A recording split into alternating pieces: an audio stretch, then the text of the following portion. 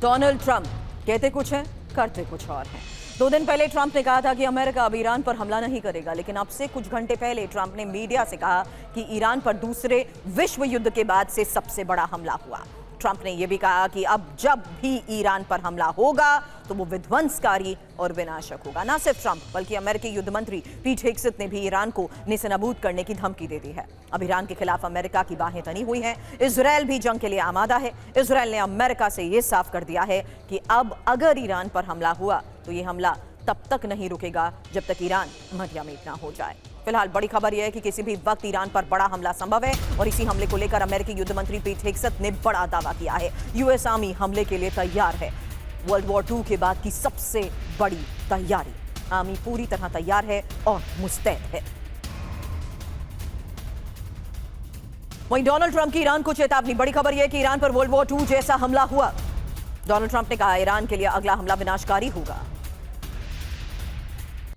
Netanyahu और Trump का मंथन, प्रहार से पहले की खामोशी। क्योंकि बड़ी खबर सुनिए, जहां ईरान पर बड़े हमले की पूरी तैयारी को लेकर दावा किया जा रहा है। सेंटकॉम का कभी भी हमला संभव है और पहले से ज्यादा बड़ी तैयारी में है अमेरिका। हालांकि आर्मी की 2 हफ्ते पहले की तैयारी, जहां पहले मिसाइल साइट्स पर हमला। हालांकि इस तैयारी के बाद संकेत साफ है, जहां पीट हेग्सेथ ने युद्ध की तैयारी पर यह बहुत बड़ा दावा किया है और अरब में मौजूद अमेरिकी लोगों के लिए अलर्ट जारी किया जा चुका है। वहीं पश्चिम एशिया से निकलने के लिए तैयार रहें। ट्रंप की तरफ से लगातार बयानबाजी भी हो रही है। महत्वपूर्ण यह है कि कई देशों से एक साथ ईरान पर हमला संभव है। अब अमेरिका ईरान के खिलाफ कैसे आक्रामक है, इसके लिए ट्रंप का एक और बयान आपको सुनाते हैं। ट्रंप से एक रिपोर्टर ने पश्चिम एशिया से सैनिक हटाने पर सवाल किया। उन्होंने इसका कोई जवाब नहीं दिया।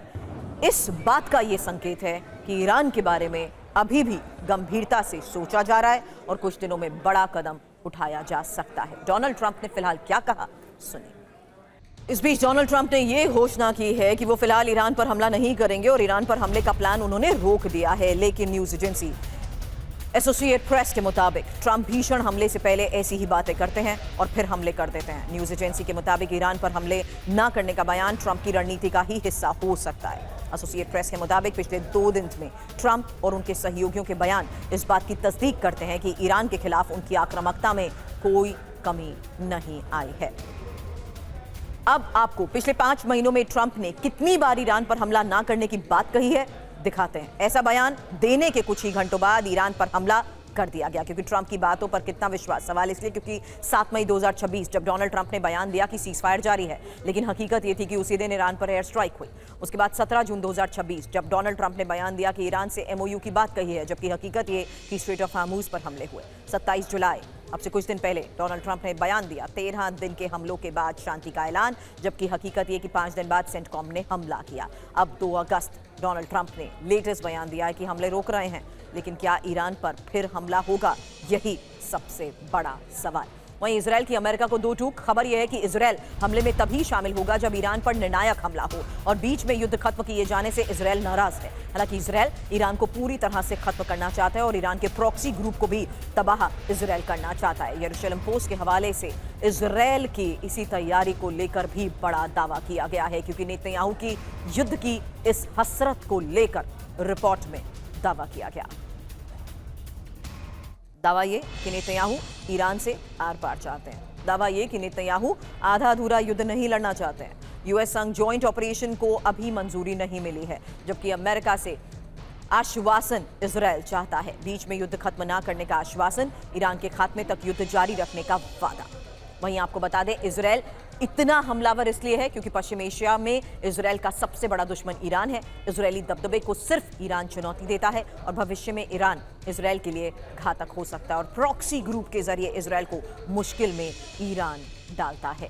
वहीं खबर ईरान के खिलाफ यूएई के रुख को लेकर भी है। यूएई का रुख और सख्त हो चुका है। वॉल स्ट्रीट जर्नल की रिपोर्ट में इसको लेकर दावा किया गया कि डील के लिए ईरान पर दबाव जरूरी है और यूएई के मुताबिक हॉर्मूज पर कब्जा भी जरूरी।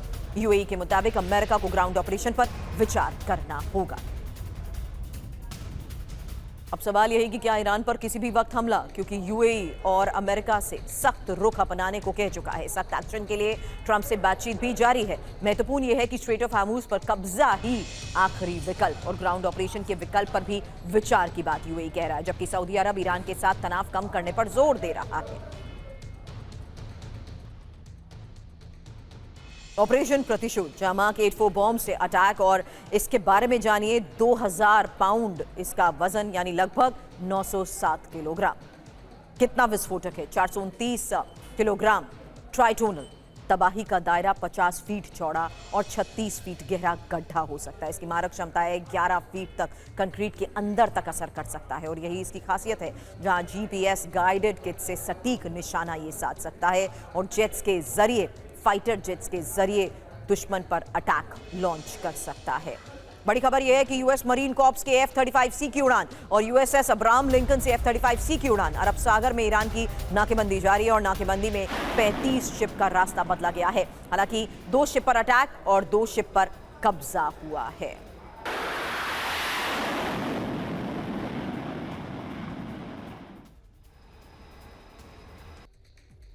और इस बीच एक और बड़ी खबर है, जहां हमास कमांडर सलीम जमाल की मौत और नुखबा स्क्वाड का कमांडर जमाल 7 अक्टूबर के नरसंहार में हिस्सा लिया था और इजराइल ने हमले का वीडियो जारी कर नुखबा स्क्वाड के कमांडर जमाल को लेकर, उसकी मौत को लेकर ये बड़ा दावा किया है।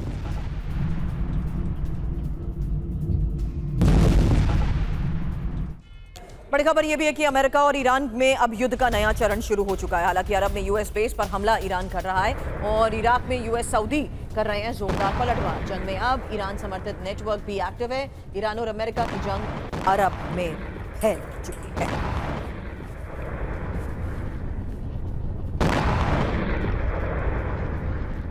ईरान युद्ध के नए चरण के बारे में समझिए, जहां अरब में अब भीषण रण, क्योंकि न्यूयॉर्क टाइम्स दावा यह कर रही है कि अमेरिका ईरान में युद्ध का नया चरण शुरू हो चुका है। दावा इस आधार पर कि अरब में यूएस बेस पर हमला ईरान कर रहा है और इराक में यूएस सऊदी जोरदार पलटवार कर रहे हैं। खबर यह कि ईरान समर्थित नेटवर्क भी एक्टिव है। खबर यह कि ईरान समर्थित गुट भी अब जंग में शामिल हैं। इसके मायने और मतलब यह है कि हमले अब ईरान की जमीन तक सीमित नहीं है। खबर है अमेरिका में खत्म होने के करीब इंटरसेप्टर मिसाइलें, जहां सेंटकॉम के पास इंटरसेप्टर मिसाइलों की भारी कमी है। ईरानी बैलिस्टिक मिसाइलों का टारगेट अमेरिकी बेस बन रहे हैं।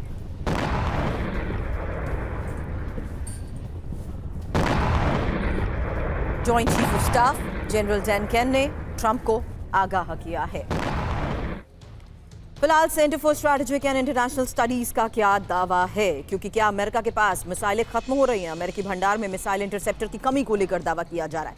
ईरान जंग में बड़ी संख्या में इंटरसेप्टर नष्ट हो चुके हैं। ईरानी मिसाइल को टारगेट करने के बाद ये कमी आई है और युद्धपोत पर तैनात इंटरसेप्टर भी इस्तेमाल। अमेरिका मिसाइल इंटरसेप्टर प्रोडक्शन बढ़ाएगा और प्रोडक्शन बढ़ाने की वजह समझिए, जहां इंटरसेप्टर युद्ध से पहले अब अनुमानित कमी इसमें आ चुकी है। क्योंकि अगर पैट्रियट की बात करें तो करीब 2330 और लगभग 65% की कमी के तहत अब अनुमानित है कि 759 से 827 ही बचे हैं। इसके अलावा पैट्रियट के बाद अगली खबर और इंफॉर्मेशन थार्ड को लेकर भी आपके सामने, जहां आपको बता दें कि करीब 452 युद्ध से पहले थे, लेकिन अब इसमें 38% तक की कमी को लेकर दावा किया जा रहा है और अनुमानित करीब 234 से 278। अब अमेरिकी अधिकारी के हवाले से एक्सियोस क्या बड़ा दावा कर रहा है। अमेरिकी अधिकारी के हवाले से ईरान पर यह दावा किया गया है कि ईरान हाल के दिनों में बेहद आक्रामक रहा है और ईरान के जवाब से अमेरिका भी हैरान है।